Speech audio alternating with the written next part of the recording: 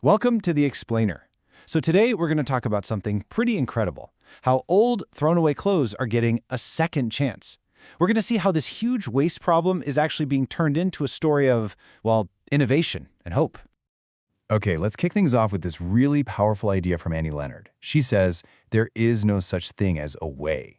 I mean, think about that for a second. When we throw something away, where does it actually go? It's a simple question, right? But the answer, especially when we're talking about our clothes, is, well, it's pretty complicated. So where does it go? Well, when we're talking about fashion, a lot of it ends up in a landfill or an incinerator. And the scale of this, it's just mind-boggling. I want you to picture this. A full garbage truck, packed with clothes, getting dumped every single second. It's a mountain of waste, and it's getting bigger all the time. All right, so to really get a handle on the solutions we're about to dig into, we first have to wrap our heads around the problem itself. And believe me, it's a big one. It's called fast fashion. You know, it wasn't that long ago that fashion brands worked on two seasons, right? You had your spring/summer stuff and your fall/winter stuff. That was it. But now, some of these brands are dropping something like 24 micro collections a year. The result is this constant pressure, this feeling that what you just bought is already old news. It just pushes us to buy more and, of course, throw away more. And the amount of resources needed to make all these clothes, it's absolutely staggering. Let's just take one single cotton t-shirt. Just one. To make it, you need 2,700 liters of water. Let me put that in perspective for you. That's enough drinking water for one person for 2.5 years. Yeah. So the real environmental price tag on our closets is way, way higher than most of us think. I mean, you look at places like Uzbekistan. The demand for cotton has been so crazy intense that it's literally dried up entire seas. And it's not just about using up all that water. It's also about polluting what's left. The fashion industry is responsible for about 20% of the entire world's industrial wastewater. Most of that comes from the dyeing process. You've got these toxic chemicals used to give our clothes all those vibrant colors, and they often get dumped straight into rivers. It's so bad that textile dyeing is actually the #2 polluter of water on the entire planet.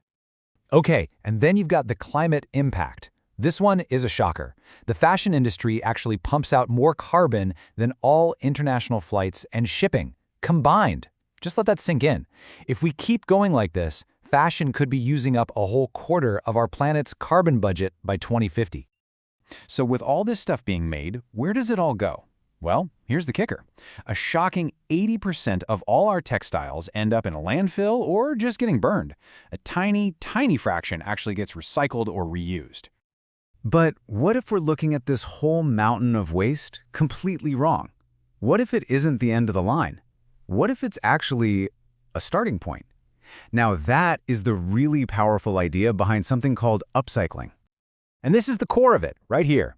Upcycling isn't just about reusing something, it's about reimagining it. It's about taking something we'd normally just toss in the trash and transforming it into something new, something better. So you might be asking, okay, what's the difference between recycling and upcycling? Well, think of it this way. Recycling usually breaks materials down to their basic components, and a lot of the time they lose quality. But upcycling, that's a creative act. It takes the original thing and, without breaking it down, refashions it into something with even more value. And it's exactly this idea of creative transformation that got a young entrepreneur in Turkey thinking. He saw this massive textile waste problem in his country and decided to tackle it in a really personal, human-centered way. This is Yasin Sert. Now, when he was a college student, he saw these two big problems that to him seemed connected. On one hand, you had all the environmental damage from fast fashion in the cities. And on the other, you had a real lack of jobs for women in rural communities. He just thought there has to be a way to solve both of these things at once. So he started looking, and his search led him to this incredible, almost forgotten craft called Chapputz. It literally translates to rag rug. And it's his traditional weaving technique that does exactly what he was hoping to do. It turns old textiles into these beautiful new carpets. So he actually traveled out to rural Turkey, and that's where he found Faiza Yoldaş. She was one of the very last weavers in her entire village who still practiced this ancient craft. I mean, she had been weaving her whole life, but her amazing skill had never, ever earned her a single lira. And right there, a partnership was born. The idea was so simple, but just so powerful. Yasin would collect the discarded clothes from the city, and Faize would use her traditional looms to literally weave them into new life. It was a perfect bridge, connecting that urban waste with this incredible rural craftsmanship.